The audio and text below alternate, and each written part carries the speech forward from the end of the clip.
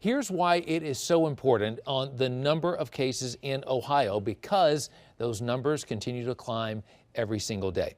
Want to update you on the upswing of this pandemic curve in our state. We now have more than 700 cases.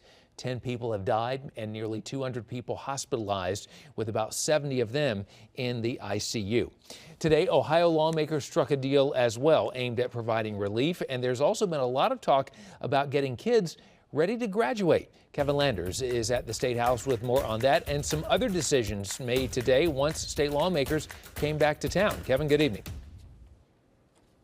Good evening. Both the House and the Senate voted to waive high school graduation requirements, meaning there will be no standardized testing and no report card requirements for those seniors.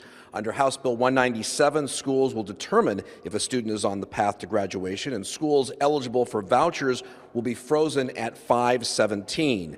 Now, one of the biggest items passed had to do with our elections. In-person voting is over. Lawmakers instead voted to extend the time to cast your ballot via absentee voting. This goes against what the Secretary of State wanted. He wanted to hold an election June 2nd.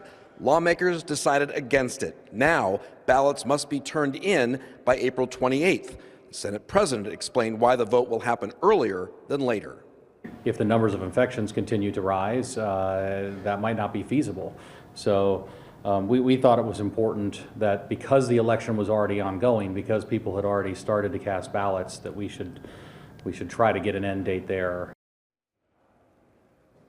Among other items passed by the legislature, Ohioans with an expired driver's license or a license for a concealed firearm will have until either 90 days after the governor lifts his declaration of emergency or 90 days from December 1 to renew. There will also be no water shutoffs for non-payment.